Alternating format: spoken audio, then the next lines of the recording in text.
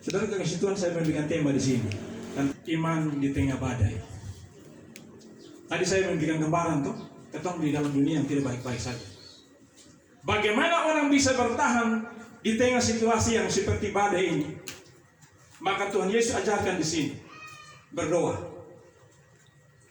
Kita mau lihat secara perbedaan di sini. Tuhan Yesus menunjukkan pertama di sini jati dirinya sebagai seorang diri Yesus dulu, sebagai manusia sejati yang kita belajar beberapa minggu lalu. Toh?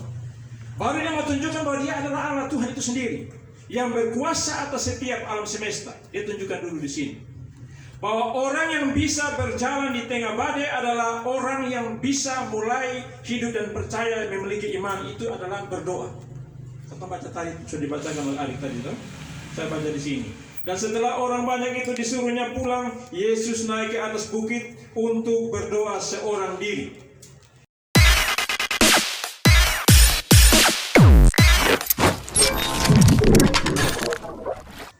Bagi itu saudara di hadapan hadirat Tuhan, kita merasakan kekuatan kuasa Tuhan. Roh Kudus yang terus bekerja, yang terus menyatakan kuasanya bagi kita. Haleluya, kita berdoa.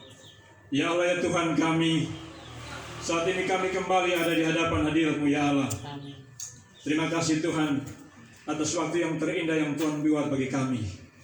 Kami bisa ada saat ini, kami bisa dapat bersekutu dan memuji Tuhan, itu satu anugerah Tuhan bagi kami. Dunia sedang bergejolak, penggenapan firman Allah sedang terjadi. Tapi kami terus berada di dalam naungan kekuatan-Mu ya Tuhan. Kami ada saat ini Tuhan, itu satu kebaikan Tuhan. Saat ini kami akan belajar kebenaran firman Allah. Kami sangat butuh kehadiran Tuhan lewat Roh Kudus yang berkuasa. Karena hamba terbatas di dalam memberitakan, menyampaikan.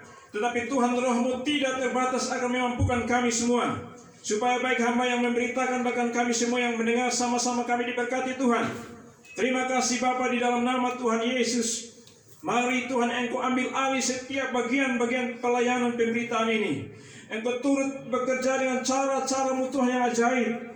Biarlah semua kami merasakan hadirat Tuhan, merasakan bagaimana Roh Kudus bekerja lewat pemberitaan firman Tuhan. Terima kasih Tuhan, mari berfirman kepada kami, karena kami sudah siap mendengarnya. Demi satu nama Yesus Kristus Tuhan kami berdoa, haleluya. Yang percaya sama-sama kita katakan amin. Kita berikan kemuliaan bagi Tuhan. Salam. Saudara kekasih Tuhan, ini yang lalu saya pernah bersaksi ya. Ini mungkin khotbah saya ini sudah 25 tahun. Karena saya ingat saya itu tahun 2000. Itu saya khotbah di sini. Saya pernah khotbah di sini, kemudian berjalannya waktu beberapa seminggu kemudian barangkali almarhum Pak Edi Bina meninggal. Jadi itu mungkin saya khotbah, saya masih ingat. Setelah itu kemudian saya harus kembali ke Monere. Jadi ini lebih kurang 25 tahun. Ini suatu hal yang luar biasa. Jadi saudara semua, itu suatu anugerah. Bahwa tadi saya kutip beberapa kesaksian tadi, bahwa di dalam doa ada kekuatan. Di dalam doa mengubah segala sesuatu. Saudara kekasih Tuhan, ketong ini berada di dalam situasi yang sonde baik-baik saja. Atau lihat di media sosial. Bayangkan, saya melihat ini tahun 2005 menuju ke sekarang September ini, dia agak sedikit landing turun. Contohnya begini, yang masalah tentang kedukaan. Tahun berapa? Tahun 2022 masuk 2003, 2003, 4 masuk 2005. Itu rankingnya tertinggi.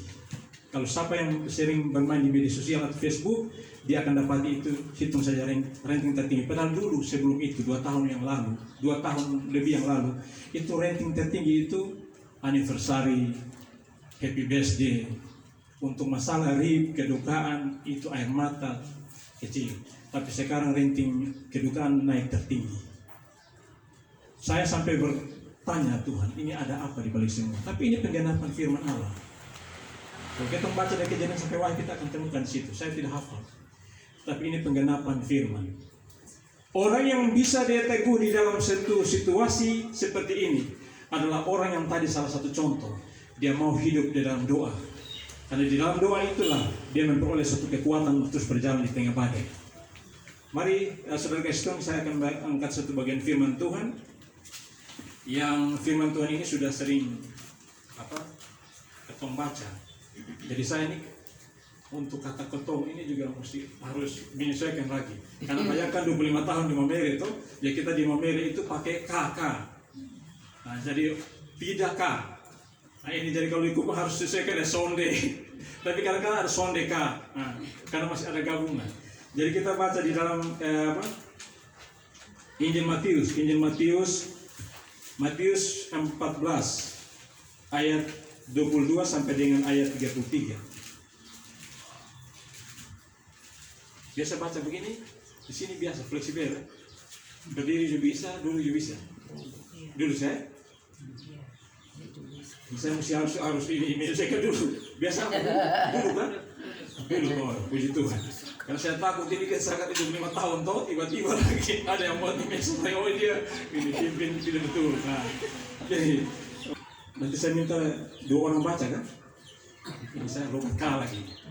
Jadi saya minta 2 adik, bisa? Ada yang pada sini, baca di sini saya. Kali ini nanti ada muat di YouTube juga. Masih ada, masih. Saya biasa kalau begini, saya izin memang saya foto, saya muat di YouTube. Habis itu baru penggal videonya, saya muat di TikTok, di Instagram, di Facebook. Baik, baca ya. Matius 14 ayat 22.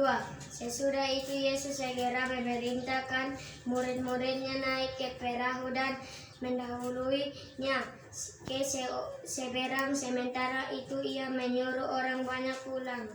Dan setelah orang banyak itu disuruhnya pulang, Yesus naik ke atas bukit untuk berdoa seorang diri. Ketika hari sudah malam, ia sendirian di situ. Perahu murid-muridnya sudah beberapa mil jauhnya dari pantai dan diombang-ambingkan gelombang karena angin sakal. Kira-kira jam 3 malam datanglah Yesus kepada mereka berjalan di atas air. Ketika dia berjalan di atas air, mereka terkejut dan berseru,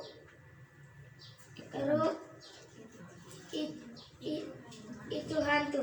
Lalu berteriak karena takut.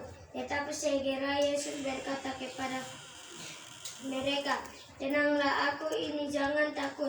Lalu Petrus berseru dan menjawab dia, "Tuhan, apabila Engkau itu, suruhlah aku datang kepadamu berjalan di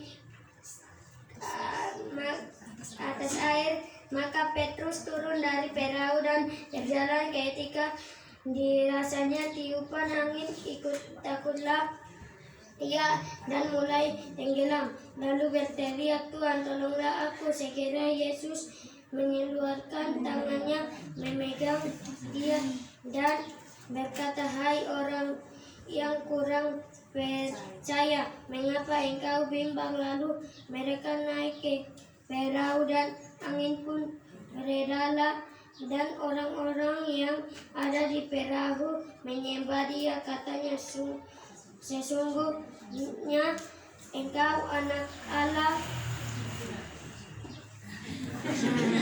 Puji Tuhan. Walaupun ini baca, tapi ini satu hal yang diproses, keberanian. Saya ingat adik seperti ini, saya ingat dulu ada sesuatu seangkatan kita. Tapi sekarang dia sudah berbelok. Itu di Batu Kadera, saya tidak sebut nama. Dia itu orang yang mau belajar seperti ini. Yang satu hal bahwa begini, dia minta waktu itu begini. Kalau ada persekutuan doa seperti ini, dia bilang begini, "Bu, Bapak, Mama, tolong berdoa ke saya supaya saya bisa berdoa. Supaya saya bisa berdoa." Itu yang dia minta, karena memang mungkin dia tidak bisa berdoa. Maka dia hanya minta doa. Setiap kali itu saya ikuti, entah di persekutuan doa beberapa di Batu Kadera atau persekutuan doa di Philadelphia, itu dia selalu minta, "Tolong doa supaya beta bisa berdoa yang baik." Saudara semua, apa yang kemudian tidak sampai 1 tahun kemudian pengurapan Tuhan terjadi bagi dia. Tuhan jawab. Dia kalau berdoa, saudara kekasih Tuhan, ini goncang semua. Ibu Mulik sampai heran. Yang lalu dia berdoa itu dengan orang jatuh bangun. Tetapi pada saat dia berdoa, saudara, ada urapan yang dahsyat. Kenapa? Dia mulai rindu untuk mau berjumpa dengan Tuhan. Dia mau rindu untuk mulai berdoa. Saudara kekasih Tuhan, saya memberikan tema di sini. Dan tadi saya angkat beberapa kesaksian. Saya angkat tema di sini. Badai, iman di tengah badai. Tadi saya memberikan gambaran tuh, ketemu di dalam dunia yang tidak baik-baik saja. Bagaimana orang bisa bertahan di tengah situasi yang seperti badai ini? Maka Tuhan Yesus ajarkan di sini berdoa. Kita mau lihat secara perbedaan di sini. Tuhan Yesus menunjukkan pertama di sini jati dirinya sebagai seorang diri Yesus dulu, sebagai manusia sejati yang kita belajar beberapa minggu lalu. Toh? Baru dia menunjukkan bahwa dia adalah Allah Tuhan itu sendiri yang berkuasa atas setiap alam semesta. Dia tunjukkan dulu di sini bahwa orang yang bisa berjalan di tengah badai adalah orang yang bisa mulai hidup dan percaya memiliki iman. Itu adalah berdoa. Kita baca tadi, sudah dibacakan oleh Adik tadi, toh? Saya baca di sini. Dan setelah orang banyak itu disuruhnya pulang, Yesus naik ke atas bukit untuk berdoa seorang diri. Bayangkan saudara kekasih Tuhan, para murid yang langsung, memang mereka cukup capek ya kalau kita baca sebelum Alkitab ceritanya itu. Bagaimana mereka harus melayani 5.000 lebih orang untuk bagaimana yang Tuhan Yesus buat perkara mujizat roti itu. Capek lelah. Mungkin bagi mereka adalah doa itu sudah sepele, karena ada Yesus yang akan buat perkara mujizat.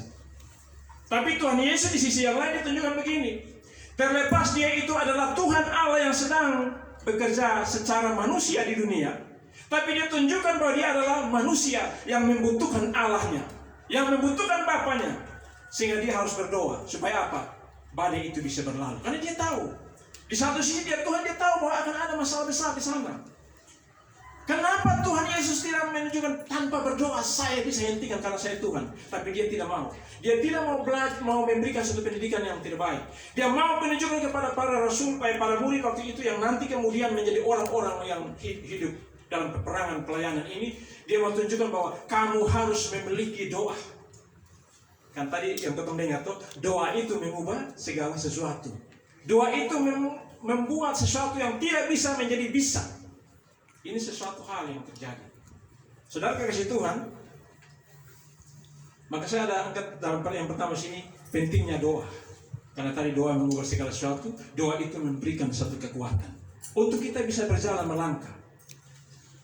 Doa itu juga menandakan begini. Orang yang sering berdoa, artinya orang itu diandalkan Allah. Ini bapak saudara kekasih Tuhan. Jadi ini saya mau katakan di sini bahwa yang kunci yang pertama dari doa itu, bahwa doa merupakan satu tanda bahwa apa? Kita mengandalkan Tuhan. Kan mungkin ini saudara pernah dengar begini ya, secara orang mungkin sudah pernah angkat ya. Hitung matematika. Bapa, Putra dan Roh Kudus adalah satu toh. Berarti nilainya 1. Kalau Bapa, Putra dan Roh Kudus nilainya 1, berarti kau manusia ini nilainya 0. Kalau orang tua bilang apa? 0 ke bawah. Nah coba begini, kotong andalkan kotong pun diri. 0 yang kotong ini, lu taruh di depan, baru lu pasang 1. Bacanya bagaimana secara matematika? 0, 1. 0 tidak ada nilai, yang 1 tetap kelihatan. Coba pasang 0 lagi sampai ini 02, 001. Sampai 0 itu apa? 12, 0001. Tidak akan ada nilai. Manusia 0 tidak akan bisa punya. Tapi coba pasang 1 depan. Ikut 01, bunyinya berapa? 10 toh. Pasang 0 lagi kedua, 100. Coba pasang sampai 12, 1 triliun. Menunjukkan bahwa orang yang hidupnya beriman pada Tuhan, dia selalu mau berdoa, mengandalkan Tuhan, dia berharga di mata Tuhan. Dia punya nilai di mata Tuhan. Tapi kalau lu pasang lu pun diri, lu pasang lu pun kehebatan di tengah badai, akan jatuh. Kau tahu melihat salah satu contoh para murid ini, Tuhan menunjukkan kisah cerita ini bahwa harus penting andalkan Tuhan, yaitu lewat doa. Itu salah satu tanda kita andalkan Tuhan. Dalam doa ini juga pentingnya begini. Doa itu pada saat orang bersekutu dengan Tuhan, maka Tuhan menandai dia. Sehingga pada saat misalnya tadi dia ada dapat masalah persoalan, dia ada dapat satu beban yang tidak bisa teratasi, tapi Tuhan tandai dia. Kenapa? Dia sering berdoa, maka Tuhan tandai dia. Maka pada saat itu Tuhan memberikan pertolongan. Kenapa? Dia adalah biji matanya. Dia adalah orang yang sangat dekat, maka Tuhan memberikan pertolongan. Contoh para rasul ini, mereka terlepas, mereka abaikan doa karena mungkin capek lelah, mereka menyeberang. Tapi Tuhan tahu itu pada para rasul yang dia pilih, orang-orang yang dia telah angkat, orang-orang yang akan dipakai. Maka dia di sini dia menandai mereka, dan pasti dia turun untuk menolong mereka. Karena apa? Dia tahu bahwa mereka butuh itu, karena dia tanda. Coba kau baca, coba salah satu hari baca Nahum pasal 1 ayat 7. Tuhan itu baik, Dia adalah tempat pengungsian pada waktu kesusahan. Tuhan itu Baik. Tuhan itu baik, tempat pengungsian pada kesusahan. Terus dia Orang-orang yang berlindung kepada haleluya. Dia begitu baik. Pada saat orang-orang mengalami masalah di tengah badai, contoh cerita kisah ini, maka dia tandai. Dia tahu itu miliknya, maka dia tolong. Tapi orang yang tidak dekat dengan dia ataupun tidak jauh dari dia tidak akan tanda. Sekarang potong di Kota Kupang ini kan sudah artinya kota provinsi ya, jadi sudah dengan media, artinya mau pesan misalnya mobil Grab online kan, potong tidak perlu lagi ini apa capek-capek toh. Misalnya apa, potong tinggal di main HP, ini kirim sudah. Tapi dulu contoh, misalnya contoh, mikro sekarang saya lihat masih ada ya, masih ada. Nah contoh sekarang, contoh ya, kalau lu bisa kemana, lu kalau berdiri saya begini, apalagi orang pendiam, kalau dia berdiri saya begini, lu sampai orang bilang matahari mau tenggelam, malam dulu sana akan dapat otong, karena lu diam. Tetapi kalau orang tahu ke siku mana, dia cukup apa? Tangannya di siku sini. Ojek sudah tahu. Mikrolet sudah tahu karena dia tunjuk di sini. Ini satu cerita. Saya waktu itu tahun 92 kuliah di Akademi Teknik Kupang, itu udah lama. Jadi saya pulang ini mau fisiko mana? Saya orangnya waktu itu pendiam. Ini sekarang baru cerewet ini. Dulu sampai dia itu di pas keluar dari itu di ATK itu yang gedung paling sudut sini, keluar yang ada perempatan kayak ini sekarang kan orang sudah buat di tengah itu. Jadi saya di situ, saya orang pendiam, jadi saya mau ke suku mana, saya berdiri menyeberang itu, saya berdiri begini dari jam 4 tunggu ini mikrolet sampai dengan jam 5:30 soalnya pernah berhenti. Teman satu kebetulan almarhum, itu orang Alor juga. Dia tinggal di Naikoten situ. Dia datang di bilang begini, Bu, dari tadi lihat ini Bu, ini apa, buat apa sini? Soalnya mau visi kemana? Saya bingung ini. Kan ada oto berapa, lampu 5, lampu 2 ya. Nah, lampu 1. Jadi waktu itu dia bilang begini, Bu, terlalu muda. Muda bagaimana? Ketemu kan, minta maaf, di samping begini. Dia di sini. Terus tiba-tiba dia tunjuk situ begini. Saya lihat begini, otot berhenti. Saya bilang begini. Dan saya begini, orang Alor yang pakai obat permainan dia, orang Alor. Dia tunjuk situ saya begini, otot berhenti.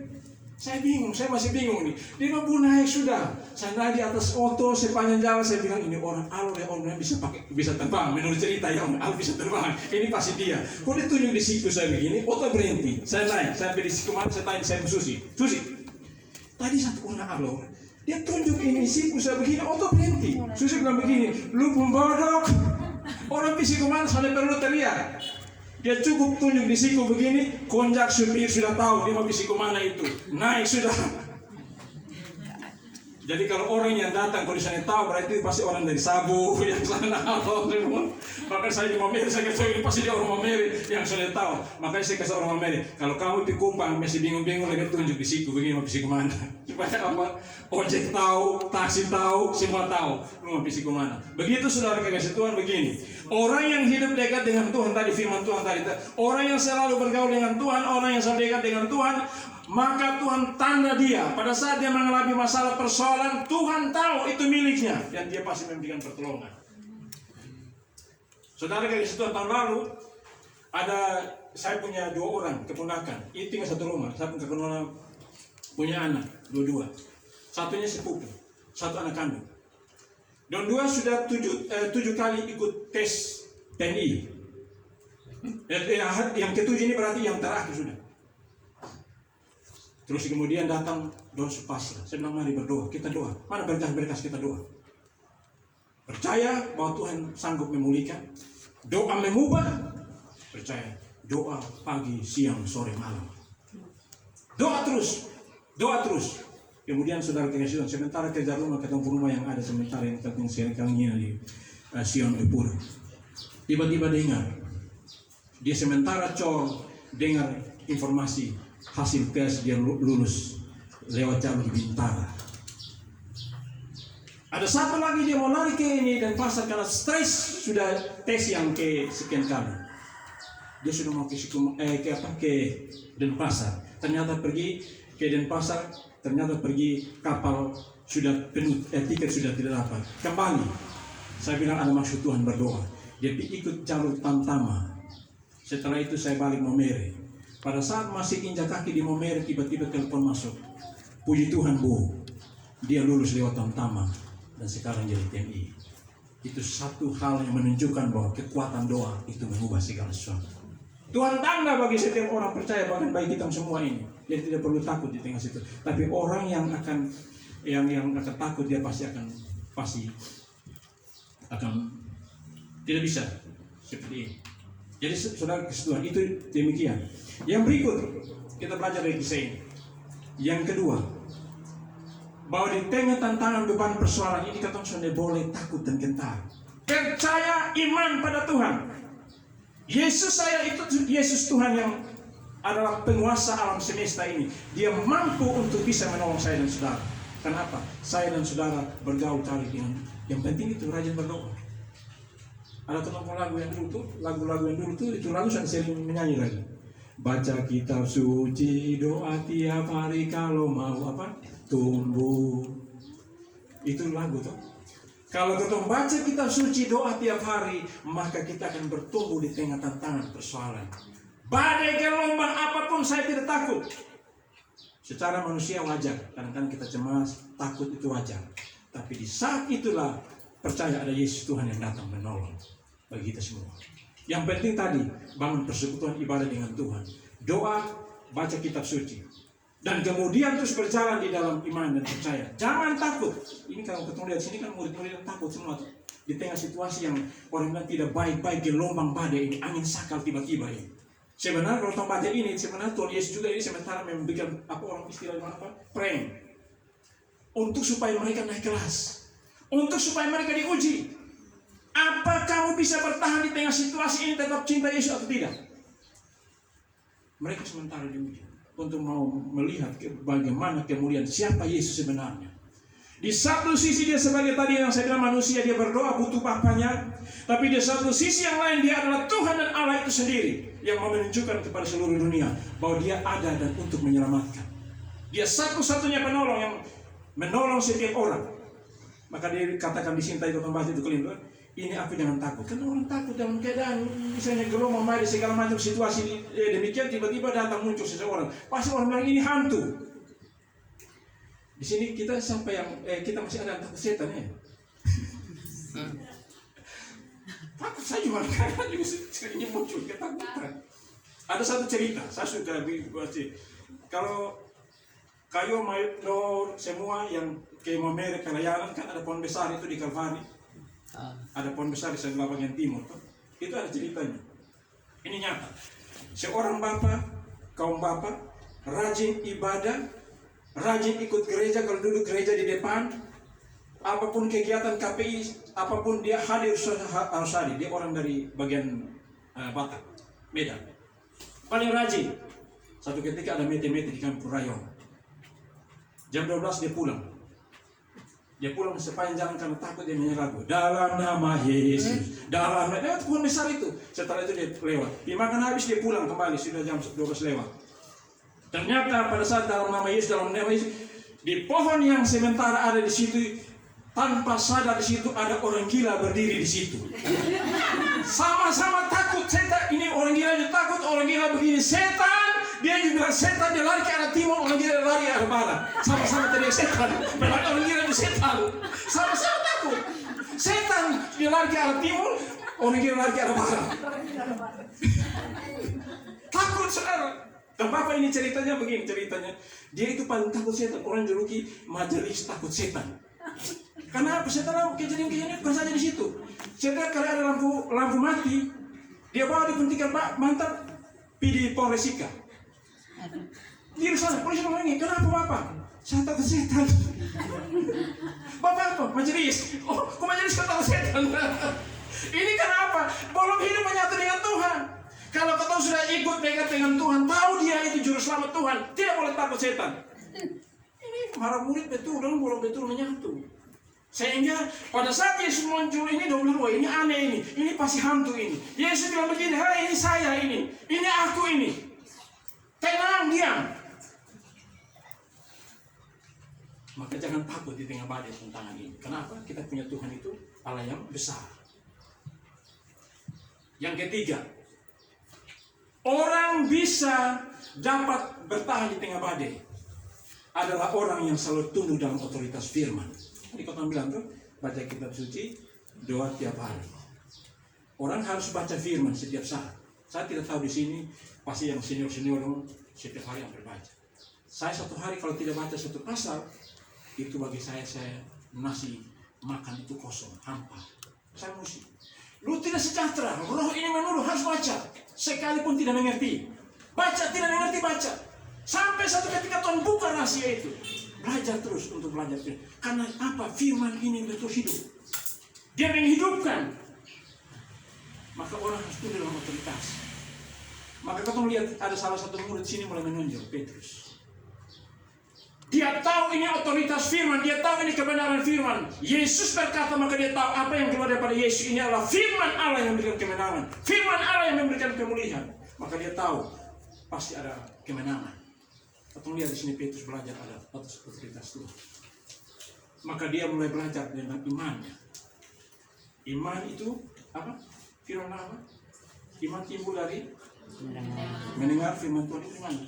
Roma 10 ayat 17.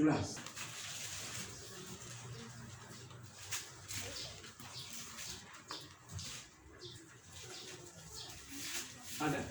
Sudah? Baca. Jadi iman timbul dari pendengaran dan pendengaran oleh firman Kristus. Iman timbul dari pendengaran akan firman Kristus. Jadi kalau firman yang lain, ajaran yang lain, yang tanpa ada tanda Kristus tidak boleh percaya. Sekarang kita lihat tuh banyak ajaran-ajaran palsu muncul. Penyesatan, jangan dengar itu. Dengar apa kata Yesus atau kata firman. Jangan dengar apa kata dunia atau apa kata siapapun. Dengar akan firman Tuhan. Maka saudara dan Kristen kita akan terus hidup dan bertumbuh. Dan hidup di tengah badai ini kita akan berjalan. Orang dengar firman Tuhan. Kenapa? Iman dia tinggi. Sekarang kan itu film Korea masih ada, film Korea masih ada. Ini di sini ada yang doyan film Korea. Iman timbul kok. Atau jangan sampai pas dia nonton pas dia di air mata menangis di hati terpukul. Apalagi kalau misalnya yang sementara pukul atau ada berkelahi di suami dia nonton ataupun ini dia dia pacar lagi putus pasti lebih parah. Saudara Kristen, ini ada satu cerita. Saya waktu di Jalan Pemuda.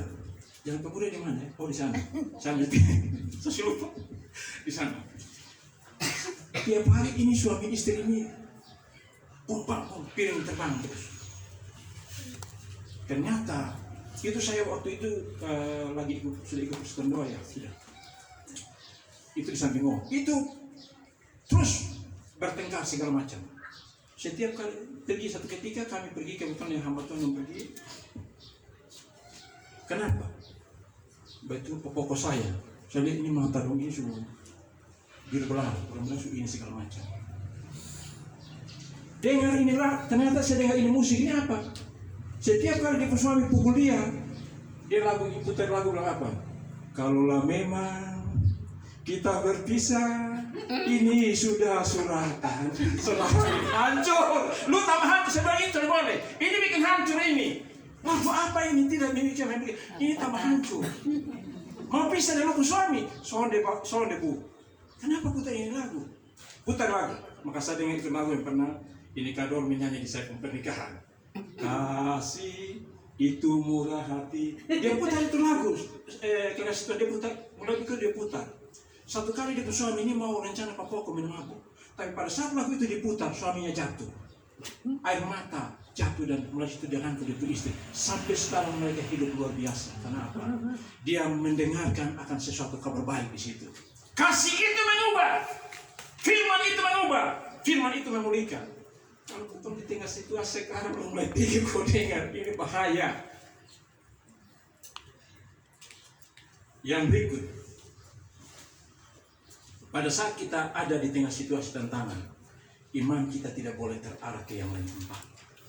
Iman hanya kepada Yesus satu-satunya juru selamat. Kalau orang datang bilang ini juru selamat, ini tawaran bilang ini, tidak ada.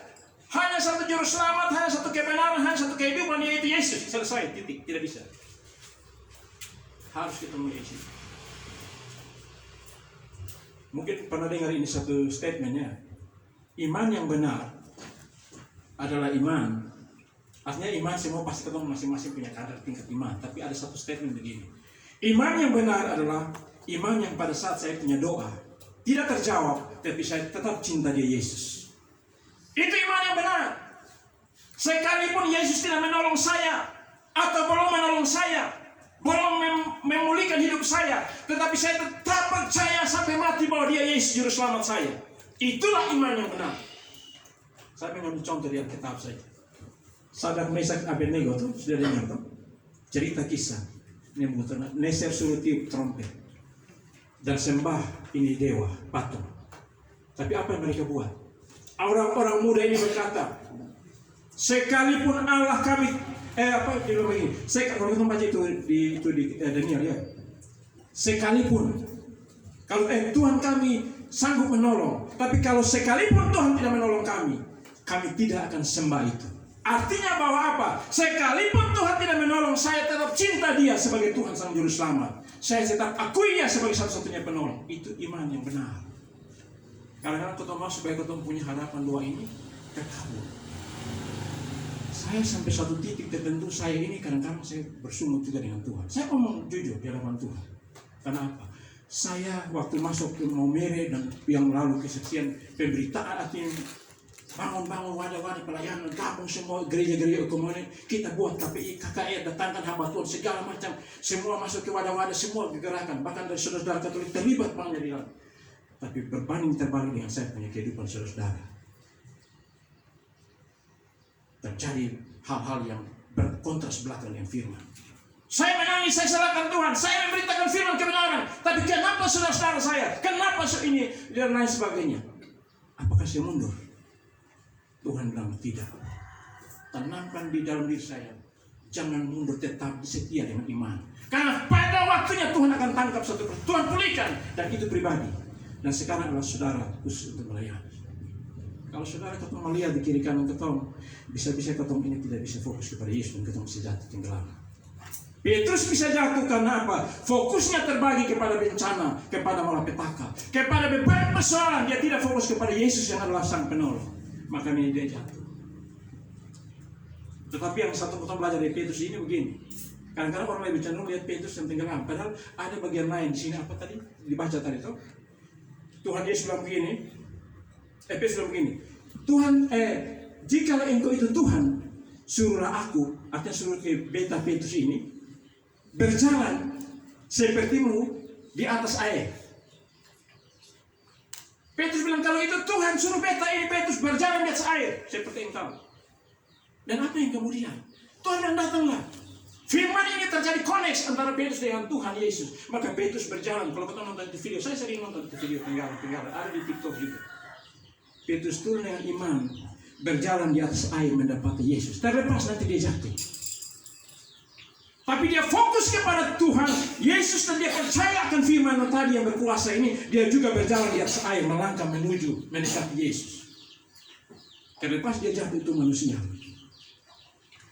Tetapi di sini tanda bahwa apa? Dia tunduk kepada otoritas Allah. Yaitu Yesus Tuhan sampai menguasai langit dan bumi. Dan dia percaya dalam imannya bahwa Yesus satu-satunya Tuhan sang juru selamat. Jadi kalau ketemu kadang-kadang begini, yang sampai lihat misalnya ketemu cari khotbah ataupun cari, ini orang ini iman ini besar, ketemu sonde, apalagi ada kecil yang tidak. Iman itu hanya yang penting percaya saja. Kalau iman sepotong, itu akan terjadi. Saya ambil satu contoh, saya suka ambil satu contoh ya. Ini sudah berapa ya? Mudah-mudahan jangan terlalu molor. Ya. Satu contoh, ada satu cerita, mungkin pernah cerita ya. Ini di Jawa Tengah ada seorang nama buta huruf nama Paimon. Dari gereja GBI kalau salah. Satu ketika dia punya pendeta mau turun, bilang dia bilang, Bapak pendeta tolong dulu ini ada sakit. Kan dia butuh huruf, jadi bilang ada sakit. Jadi pendeta kabar sakit ini siapa? Jadi pendeta pakai namanya orang yang kultur tuh pendeta GBI karismatik kan sudah lengkap, tangan panjang turun. Ini lewat sawah. Sampai di lewat sawah begini Bapak tua jalan karena saking mau pergi untuk doa kasih di buku jemaat ini. Dia pergi sampai waktu itu jatuh dengan dia sepatu gereja dong ini jatuh di lumpur. Tapi dia pergi untuk doa kasih ini Paimon yang bilang ada sakit. Sampai di sana dia tanya, dia sudah capek betul dia tanya Paimon, siapa yang sakit? Dia lihat ini Paimon tidak sakit, dia punya istri tidak sakit, anak-anak tidak sakit, bapak mama di situ keluarga tidak sakit. Siapa yang sakit? Paimon tunjuk di sapi. Sapi sakit. Pendeta dalam hati begini, 10 tahun saya melayani. Tapi saya belum pernah berdoa kasih sapi. Saking dia marahnya ini pendeta, dia menghadap ini contoh ini sapi pun kepala di sini. Dia marah, dia bilang begini, dalam nama Yesus, ini sapi mau mati-mati mau hidup-hidup. Dia berdoa. Habis itu selesai, habis itu Paimon tawar minum teh. Dia bilang saya sudah tidak kenyang, kan dia marah. Karena ini doa kasih sapi ini, bukan doa kasih manusia. Dia pulang. Tapi dengar cerita kabarnya kemudian ceritanya, langgar 1 minggu kemudian bapak tua sakit, hampir mati. Pendeta yang sakit mati. Dan orang sudah doa kalau di semacam Katolik, sudah pakai doa itu tuh. Jadi sudah doa supaya tinggal, memang sudah dokter sudah vonis, tinggal hitung jam saja mati. Kebetulan yang sama, ini Paimon punya sapi-sapi yang 4 ekor ini sembuh karena dijamu oleh Pak Pendeta. Dia bawa antaran-antaran semua itu, yang pisang ubi kayu bawa di rumah Pak Pendeta. Sampai di sana orang sudah buka tenda. Dia masuk ke sana. Semua bilang Pak Pendeta sudah tinggal mau sudah mati. Dia dalam dia pun benar dia pikir dengar Pak Pendeta mengucapkan kelima doa kasih di sapi. Dia pikir Pak Pendeta mau buat apa? Saya mau berdoa ke Pak Pendeta. Kalau orang mau tahu dia datang dia berdoa ke Pak Pendeta, ditaruh Pendeta pun testa begini. Ini orang semua mati ini. Dia pukul testa sini dia bilang begini. Dalam nama Yesus mati mau hidup ini. 3 kali dia berdoa. Setelah itu dia jalan keluar. Dia pas kaki langkah kaki sampai di luar. Orang menyanyi di situ.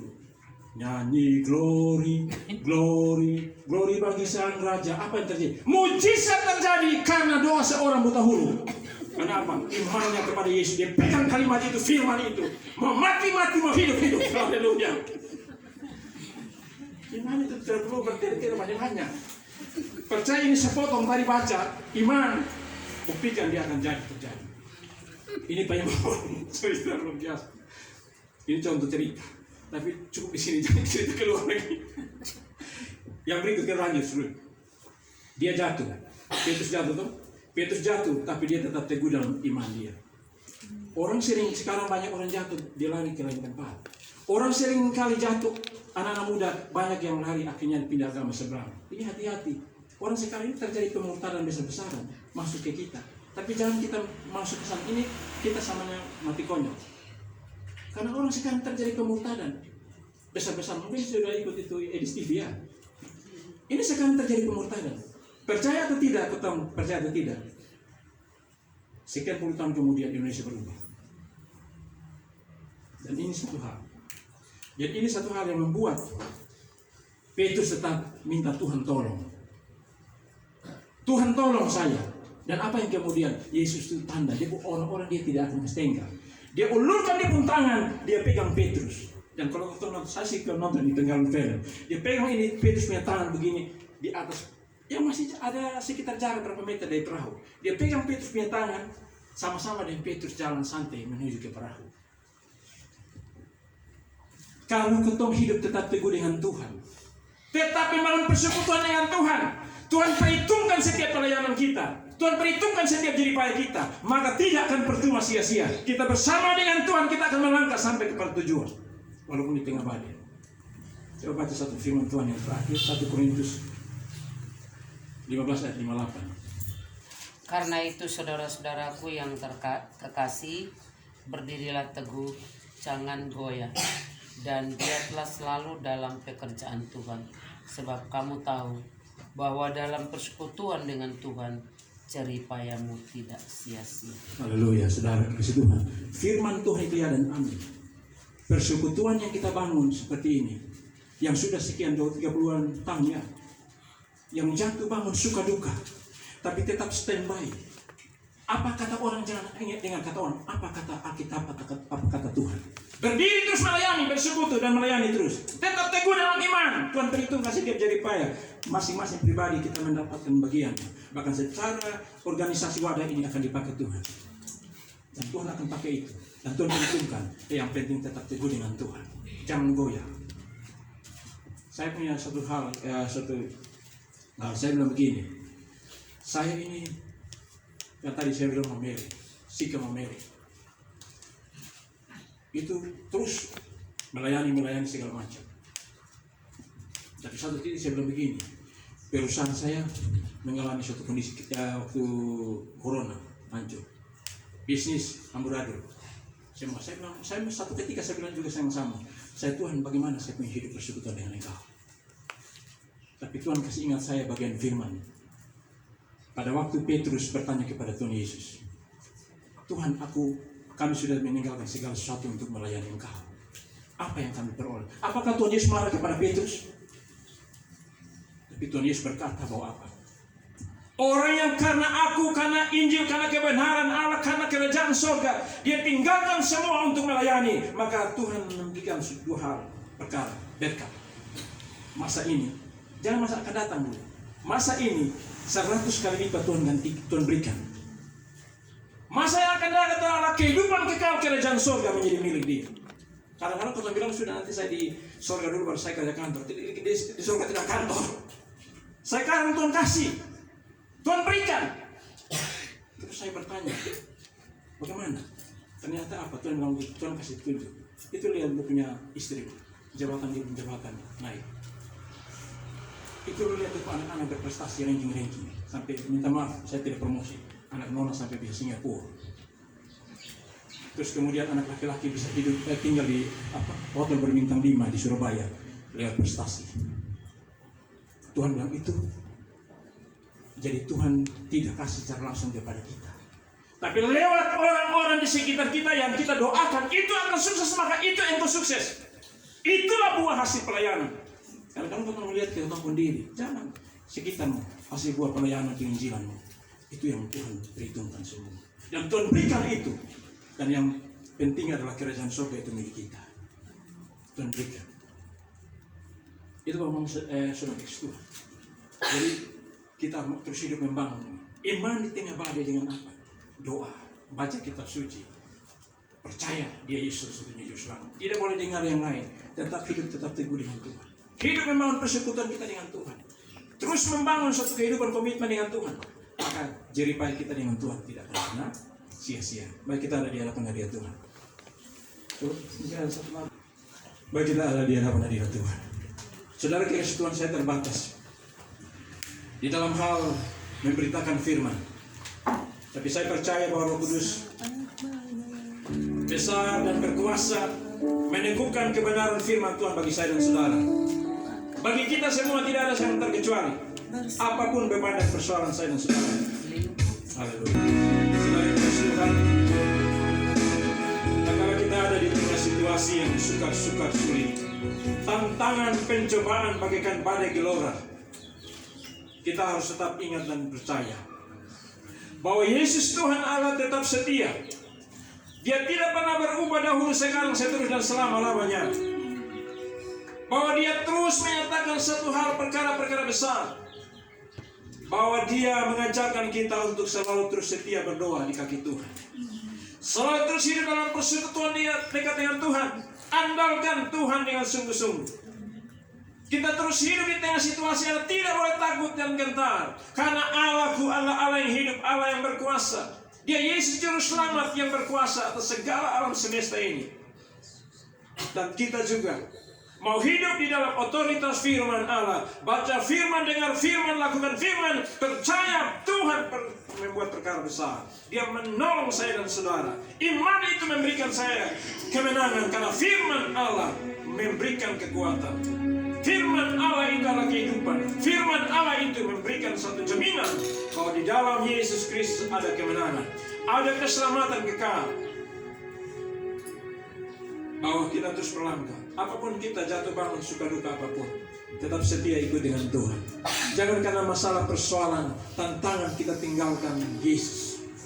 Tinggalkan iman kita jauh daripada Tuhan, jauh daripada wadah seperti ini.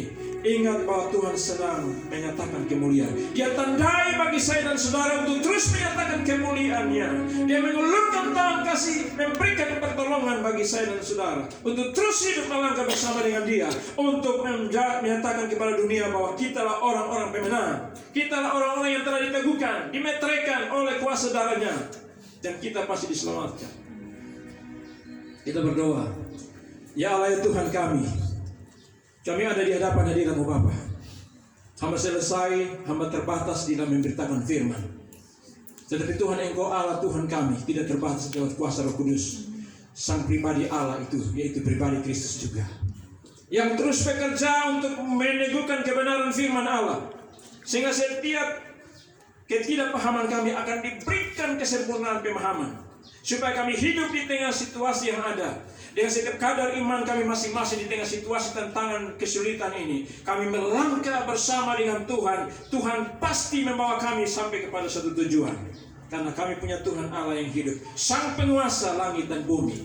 Tuhan Yesus, Engkaulah Allah, Sang Immanuel itu, beserta bersama dengan kami, yang kami percaya Engkau tetap menyertai kami sampai situasi apapun. Terima kasih Bapa di dalam nama Yesus atas seluruh yang Tuhan nyatakan. Tuhan dapati Tuhan saudara-saudara kami yang saat ini mungkin punya beban pergumulan-pergumulan yang tentu adalah satu beban-beban yang Tuhan sedang dia naikkan. Kami percaya Tuhan, Engkau Allah nyatakan kuasa-Mu. Firman-Mu ya dan amin, dan akan menyatakan itu. Yang mengalami sakit Tuhan, ulurkan tangan kasih dan kuasa darah-Mu itu mengalir, menyembuhkan, memulihkan, supaya dia disembuhkan. Dia tahu bahwa jeripaya dengan Tuhan tidak akan pernah percuma dan tidak pernah sia-sia. Tuhan memulihkan baginya. Terima kasih Bapa. Kami tahu Tuhan, seluruh situasi ini kami ada di dalam rancangan-Mu. Kami percaya Tuhan Engkau Allah yang setia. Bawa kami terus Tuhan di tengah situasi, dan terus melangkah Tuhan di tengah situasi bagaikan badai ini. Di tengah situasi apapun ini, kami terus bersaksi kepada seluruh dunia bahwa Engkaulah satu-satunya juru selamat, dan tidak ada yang lain. Terima kasih Bapa. Ini sembahyang doa kami Bapa. Ini kebenaran firman-Mu Tuhan.